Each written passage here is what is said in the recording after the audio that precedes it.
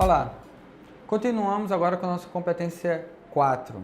Já vimos muita coisa, só que ainda tem mais. Então, é muito importante que sempre você fique lendo o seu caderno de estudo. Ele é a sua principal fonte de informação. Agora, vamos a gente vai conhecer os fundamentos do CSS 3, a terceira versão do CSS. O CSS, ele serve para dar cor, ele serve para posicionar, ele serve para passar a informação da melhor forma.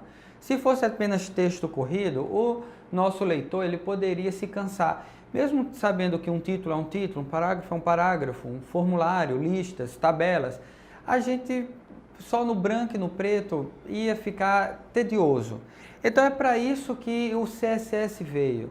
Ele é a roupa da nossa página. Então, cada página ela vai ser construída no navegador, que a gente chama de renderizada.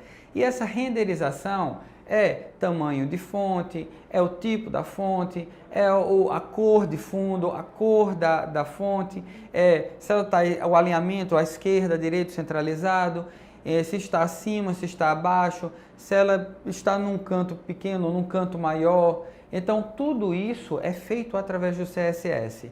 A grande vantagem do CSS é que, como ele está separado do HTML, você pode, a cada ano, ou a cada necessidade, a cada período de tempo, mudar a forma como a informação vai ser exibida.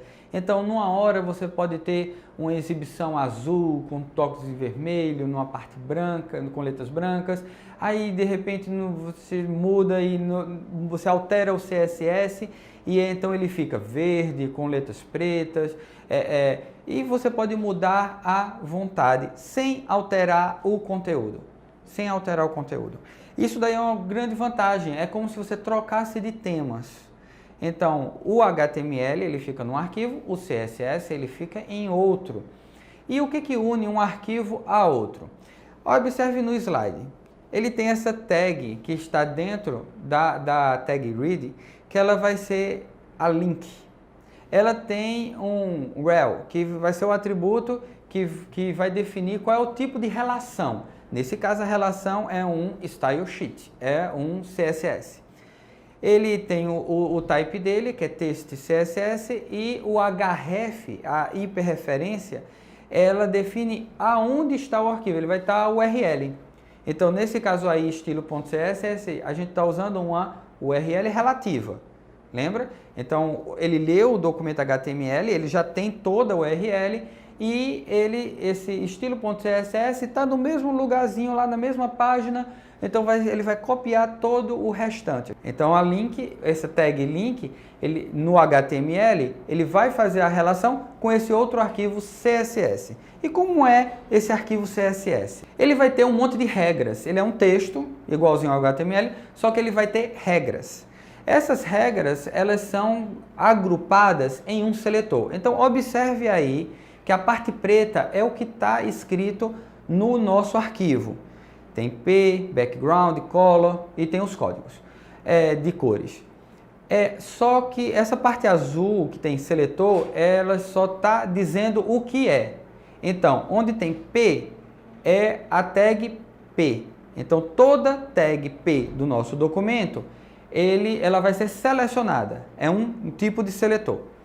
Background é uma propriedade, é a propriedade de fundo no caso da tag P, não é da nossa página, é da tag P. E o código ao lado é o seu valor, é um código cromático, é um código de cor, um código hexadecimal que define uma cor. Ele termina com ponto e vírgula para separar uma regra de outra e esse conjunto está entre chaves, tem um abre e tem um fecha chaves. Isso daí é a estrutura de regras para um determinado seletor. Então, isso você não pode desobedecer. Agora, se ela é maiúscula ou minúscula, tanto faz. Observe agora os tipos de seletores que podemos utilizar no nosso documento. Os seletores, eles vão identificar os elementos. Então, a gente pode identificar, como visto antes, pela tag nome P. A gente pode colocar várias outras, como a para link. A gente pode utilizar table para tabelas. Então a gente pode colocar o nome da tag. Não precisa do menor que maior que. Basta o nome da tag. Uma outra forma é usando o atributo ID. O atributo ID, ele vai ser, por exemplo, se a gente tiver uma tag com o atributo ID centro, lá no documento HTML, a gente quer modificar ele, a forma como ele é exibido no navegador. Aí a gente seleciona ele usando hashtag centro. Então, quando a gente tem um ID, a gente usa no documento CSS hashtag o nome do identificador, que a gente usou no documento HTML. Pronto, aí a gente define as regras de exibição daquele elemento. Uma outra forma é através das classes. Então, quando a gente tem vários elementos que utilizam a mesma class, o identificador tem que ser único, a class ele é repetido. Então, a gente coloca ponto, o nomezinho da class. Então, se a gente quer várias classes, vários elementos como vermelho, a gente pode colocar a class vermelho e aí a gente coloca ponto no documento CSS, ponto vermelho, e aí define as regras de exibição, fonte, tamanho, posicionamento, alinhamento, o que for. Então a gente define as várias regras. A gente pode fazer uma a uma, feito no exemplo que a gente tem aí, tanto para ID quanto para class, o ID centro e a class nome da class. Como a gente pode colocar vários IDs, várias tags e várias classes com as mesmas regras. Então a gente tem um conjunto de regras para um monte de elemento. Então a gente coloca separado por vírgula. Nesse exemplo a gente vai ter todas as tags space, as tags com ID centro, a tag com ID centro e todas as tags com class, nome da classe. Observe que eles estão separados por vírgula. Então, todos esses elementos vão ter o mesmo background e a mesma cor, porque foi definido assim. A gente pode ser mais específico. A gente pode dizer que apenas as tags parágrafo que estão dentro do elemento com o ID centro é que vão ser afetadas. Então, essa especificação ela é colocada uma ao lado da outra. Então, observe aí no exemplo que temos, e ela é lida de trás para frente. Então, todas as tags P que estão dentro de um ID, de um elemento com o ID centro, é que vão ter o background e a cor mudados. E pode ser mais, pode ser vários elementos, um dentro do outro. Então, nesse caso, a gente não usa vírgula, a gente só coloca um ao lado do outro. É um dentro do outro. Cores. As cores elas podem ser formatadas, elas podem ser ditas de algumas formas. A forma mais simples, que é bem limitada, é usando o nome dela em inglês. Então, a gente tem uma tabela, você pode procurar na internet as tabelas de cores para a web, e aí você vai ter o nome delas e você vai ter o código hexadecimal dela. O nome é limitado, como eu falei, todas as cores não têm um nome, todas as variações cromáticas elas não têm um nome. Mas você pode definir exatamente aquela cor de tonalidade, de iluminação, usando o código hexadecimal. Uma descrição melhor e o link para elas encontra-se no seu caderno de estudo. Então, dê uma olhadinha lá, que é muito importante. Agora a gente vai ver algumas propriedades. Não dá para exemplificar todas as propriedades. Então, eu vou elucidar aqui rapidamente e você precisa ler no seu caderno de estudo e experimentar. Experimentar o principal. Então, modifica e olha no navegador. Modifica e olha. A background, ela vai ser exibida, ela vai ser definida como o que vai ser mostrado como elemento de fundo. Então, ela pode ser uma cor, através de background color, pode ser uma imagem, através de background image. Essa imagem ela pode ter uma repetição, então vai ser definida se vai ser uma repetição horizontal ou vertical, background repeat. E a gente vai ter outras propriedades dela, como posições e comportamentos da imagem. Mas tem uma propriedade que você pode usar, que vai ser o resumo delas todinhas. Então, a background color, ela é só para cor. Background image, só para imagem. Mas você pode usar background, e aí você pode definir a cor, imagem, repetição, a forma de anexação da imagem e a posição. Todas as propriedades através de uma única propriedade. A propriedade de text, ela serve para modificar o texto. Agora, não é modificar não é modificar a fonte, não está relacionado com a fonte do texto, está relacionado com o texto em si. Como é que eu vou explicar isso? Vamos ver através das suas propriedades. Por exemplo, a cor do texto. A gente utiliza color. A propriedade color, ela altera a cor do texto. O alinhamento é text align. Então, ele vai ter a forma de alinhamento. Você pode definir a decoração através de text decoration. Transform, que vai definir se vai ser maiúsculo ou minúsculo, ou capitular. No caso de capitular, ele vai deixar a primeira letra maiúscula. E o indent, que vai ser a tabulação, o início daquele texto, daquele bloco de texto. Então, são propriedades que elas vão afetar o bloco de texto, certo? No exemplo aí, logo abaixo das nossas propriedades, a descrição das nossas propriedades no slide, a gente tem a tag body e a tag address, que elas têm suas regras. Na tag body, a gente tem um exemplo de background, da regra de background. Então, observe que foi definido cor, foi definida a URL da imagem, a propriedade de repetição, a forma de anexação e de posicionamento. E logo abaixo você tem o exemplo para o texto. Então, você tem text transform uppercase, transforma tudo em maiúsculo. E text alinhamento center vai deixar tudo centralizado. Então, pega essas regras, joga em alguns elementos do teu HTML, observe lá quais são as tags que você quer usar essas propriedades, experimente que é para sentir essas propriedades. Fonte. Fonte vai definir agora o tipo da letra em si. Ela vai afetar o desenho da letra. Então, você tem font family, que ela vai definir uma classe, uma família de fontes, que você pode ser com serifas ou sem serifas, ou decorativas. Você tem font style, que no caso vai definir se vai ser normal, ou itálico ou oblíquo. Font size, que é o tamanho da fonte. O font weight, que vai ser a grossura da fonte, que vai ser o negrito da fonte, o quanto ela pode ser, que ela pode ser mais ou pode ser menos. E para resumir tudo, você tem a propriedade fonte, que ela funciona também como a propriedade background, que é uma forma resumida, para você não ter que colocar uma por uma, você usa fonte e coloca todos os valores. Esses valores eles vão ser, da mesma forma como background e qualquer outra propriedade, seguindo uma ordem. Então essa ordem vai ser o quê? Família, estilo, tamanho e a propriedade negrito da fonte. Link. As